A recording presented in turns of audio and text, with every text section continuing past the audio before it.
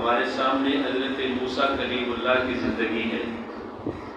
فرعون کو اس کے حواریوں نے بتایا کہ ایک ایسا بچہ پیدا ہونے والا ہے کہ جو تیری راجدھانی میں وہ پیدا ہوگا اور تیرے جھوٹے دعوی خدا کو وہ خاک آلود کر دے گا۔ فرعون نے کہا کہ میں وہ بچہ پیدا ہی نہیں ہونے دوں گا۔ اس نے باقاعدہ علامہ حفیظ الرحمان انہوں نے لکھا ہے کہ ایک ٹیم تشکیل دی جس کا کام ہی یہی تھا کہ جہاں بچہ پیدا ہوتا ہے اس کو قتل کر دیا جائے۔ زوجین کو علیحدہ علیحدہ کروا دیا، حمل لوگوں کے گرا دیے۔ کہا کہ میں وہ بچہ پیدا ہی نہیں ہونے دوں گا۔ خدا نے کہا کہ تیرے گھر میں پال کے نہ دکھایا تو مجھے کس نے کہا؟ موسیٰ نے بیٹے کو ولادت دی تو پریشان ہو گئی کہ میرا بیٹا اگر فرعون کی ٹیم کے ہتھے چڑھ گیا تو بچے گا کیسے؟ اللہ نے حکم دیا کہ اس کو صندوق میں ڈالو اور دریا کے سپرد کر دو۔ ماں نے اپنے جگر کے ٹکڑے کو، اپنے لخت جگر کو صندوق میں ڈالا، اس کے اوپر سوراخ کیے تاکہ ہوا اس کے اندر روشنی جائے اور حکم کے مطابق دریا میں بہا دیا۔ اب ماں نے تو رب کے حکم کی تعمیل کی، بہن کے دل میں بھی سچا پیار ہوتا ہے۔ اب صندوق پانی میں بہہ رہا ہے اور بہن بھی دریا کے کنارے کنارے ساتھ ساتھ بھاگ رہی ہے۔ جب صندوق ڈوبنے لگتا ہے تو بہن کا دل بھی ڈوب جاتا ہے۔ جب وہ پانی پہ اوپر آتا ہے تو بہن کھلکھلا اٹھتی ہے۔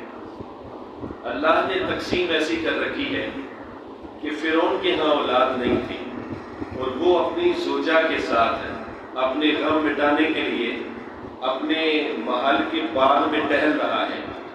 بادشاہوں کے مزاج بھی بادشاہی ہوتے ہیں۔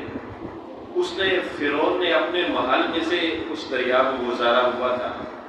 جب یہ دونوں میاں بیوی ٹہل رہے ہیں تو دریا میں صندوق کو تیرتے ہوئے دیکھا تو بادشاہ فطرتی طور پہ لالچی ہوتے ہیں۔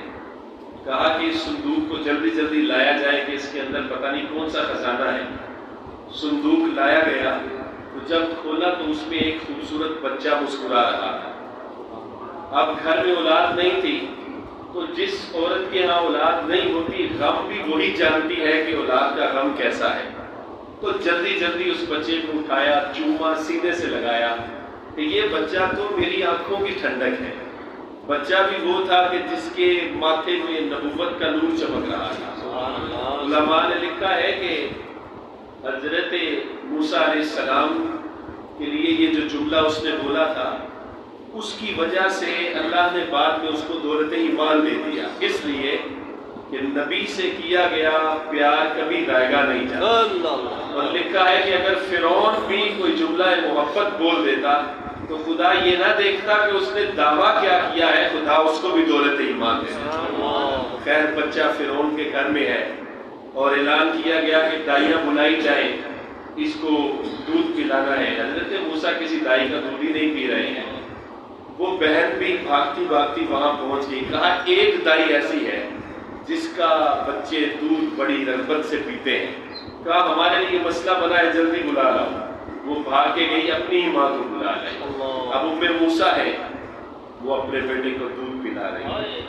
اگر دائی کا دودھ پینا جائز تھا تو پھر حضرت موسیٰ نے کیوں نہیں پیا، اور اگر ناجائز ہے تو پھر میرے اور آپ کے کریم آقا نے کیوں پیا؟ تو بتایا گیا اس لیے کہ جب اعلان نبوت کرنا تھا موسیٰ کلیم اللہ نے تو فرعون نے کہنا تھا میرے گھر میں پلا ہے تو آج میرے ہی سامنے کھڑا ہو گیا ہے۔ تو مالک نے نبی کے لیے پہلے اہتمام کیا، فرمایا کہ جب دعوی نبوت کیا جائے گا فرعون آگے کھڑا ہوگا کہ میں نے تجھے پالا ہے تو موسیٰ سینہ تان کے کہے گا کہ رہا تیرے گھر میں ہوں لیکن دودھ اپنی ماں کا ہی پی کے پلا۔ تو اللہ نے انبیاء کی نفوس قدسیہ کو پہلے سے ہی محفوظ کیا ہوتا ہے۔